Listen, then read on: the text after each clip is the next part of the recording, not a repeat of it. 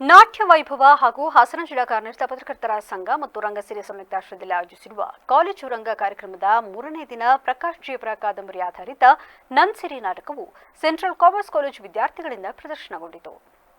ಈ ವೇಳೆ ರಾಜ್ಯ ಕಾರ್ಯನಿರತ ಪತ್ರಕರ್ತರ ಸಂಘದ ರಾಜ್ಯಾಧ್ಯಕ್ಷರಾದ ಶಿವಾನಂದ ತಗಡೂರು ಅವರು ಮಾತನಾಡಿ, ಪ್ರತಿ ವರ್ಷದಂತೆ ಈ ವರ್ಷವೂ ರಂಗಸಿರಿಯ ಅನೇಕ ಕಾರ್ಯಕ್ರಮಗಳನ್ನು ಮಾಡಿಕೊಂಡು ಬರುತ್ತಿದೆ. ಈ ಬಾರಿ ನಾಟ್ಯ ವೈಭವ ತಂಡದ ಜೊತೆಯಲ್ಲಿ ರಂಗಸಿರಿಯ ಸಹಯೋಗದಲ್ಲಿ ಕಾರ್ಯನಿರತ ಪತ್ರಕರ್ತರ ಸಂಘದ ಸಹಕಾರದೊಂದಿಗೆ 3 ದಿನಗಳ ಕಾಲ ನಾಟಕೋತ್ಸವವನ್ನು ಏರ್ಪಡಿಸಲಾಗಿದ್ದು, ಕೊನೆಯ ದಿನವಾದ ಇಂದು ವೇದಿಕೆ ಸಮಾರೋಪ ಸಮಾರಂಭವನ್ನು ಹಮ್ಮಿಕೊಂಡಿದ್ದು, ಈ ಕಾರ್ಯಕ್ರಮಕ್ಕೆ ಬೂಕ ಪ್ರಶಸ್ತಿ ವಿಜೇತರಾದ ಬಾನು ಮುಷ್ತಾಕ್ ರವರು ಸಮಾರೋಪ ಸಮಾರಂಭ ನುಡಿಗಳನ್ನು ಆಡುವ ಮೂಲಕ ಅರ್ಥಪೂರ್ಣವಾಗಿಸಿದ್ದಾರೆ. ಕಾರ್ಯಕ್ರಮದ ಮೊದಲನೇ ದಿನ ಅಂಬೇಡ್ಕರ್ ಅವರ ಜನ್ಮದಿನದಂದು ನನ್ನ ಅಂಬೇಡ್ಕರ್ ಎಂಬ ನಾಟಕವನ್ನು ಪ್ರಸ್ತುತಪಡಿಸಿದ್ದು ಬಹಳ ಸಂತೋಷದ ವಿಷಯವಾಗಿದೆ. ಈ ನಾಟಕದ ಮೂಲಕ ಅನೇಕ ಪ್ರತಿಭೆಗಳಿಗೆ ಅವಕಾಶವನ್ನು ಒದಗಿಸಿಕೊಟ್ಟಂತಾಗಿದೆ ಎಂದರು.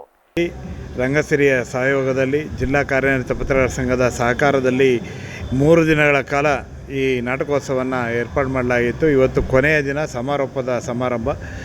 ಇವತ್ತು ನಮ್ಮ ಬೂಕರ್ ಪ್ರಶಸ್ತಿ ವಿಜೇತರಾದಂಥ ಬಾನು ಮುಸ್ತಾಕ್ ಮೇಡಮ್ ಅವರು ಈ ನಾಟಕದ ಸಮಾರೋಪ ನುಡಿಗಳನ್ನು ಆಡುವ ಮೂಲಕ ನಾಟಕ ಸಮಾರೋಪವನ್ನು ಅರ್ಥಪೂರ್ಣವಾಗಿಸಿದ್ದಾರೆ.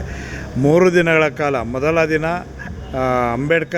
ಡಾಕ್ಟರ್ ಅಂಬೇಡ್ಕರ್ ನಾಟಕ ನನ್ನ ಅಂಬೇಡ್ಕರ್ ಅಂತೇಳಿ ಆ ನಾಟಕವನ್ನು ಪ್ರದರ್ಶನ ಮಾಡಲಾಯಿತು. ಅದು ಅತ್ಯದ್ಭುತವಾಗಿತ್ತು. ಜೊತೆಗೆ ಮೊದಲನೇ ದಿನವೇ ಅದು 14ನೇ ತಾರೀಕು ಆಗಿದ್ದರಿಂದ ಅಂಬೇಡ್ಕರ್ ಜಯಂತಿ ದಿನವೇ ಆ ನಾಟಕ ಆಗಿದ್ದು. ರಾಜ್ಯ ಕಾರ್ಯನಿರತ ಪತ್ರಕರ್ತರ ಸಂಘದ ಉಪಾಧ್ಯಕ್ಷರಾದ ಮದನಗೌಡ ಅವರು ಮಾತನಾಡಿ, ನಗರದಲ್ಲಿ 3 ದಿನಗಳ ಕಾಲ ಕಾಲೇಜು ವಿದ್ಯಾರ್ಥಿಗಳನ್ನು ಒಟ್ಟುಗೂಡಿಸಿ ನಾಟಕವನ್ನು ಕಲಿಸಿ ಅವರಿಗೆ ವೇದಿಕೆಯನ್ನು ಒದಗಿಸಿಕೊಡುವ ಕೆಲಸವನ್ನು ನಾಟ್ಯ ವೈಭವ ಸಂಸ್ಥೆ ಮಾಡಿರುವುದಕ್ಕೆ ಅವರಿಗೆ ಧನ್ಯವಾದಗಳನ್ನು ತಿಳಿಸುತ್ತೇನೆ ಎಂದರಲ್ಲದೆ, ರಂಗಭೂಮಿಗೆ ಸಂಬಂಧಪಟ್ಟಂತಹ ಚಟುವಟಿಕೆಗಳು ಸಾಂಸ್ಕೃತಿಕವಾದಂತಹ ಸಾಹಿತ್ಯಿಕವಾದಂತಹ ಚಟುವಟಿಕೆಗಳಾಗಿವೆ.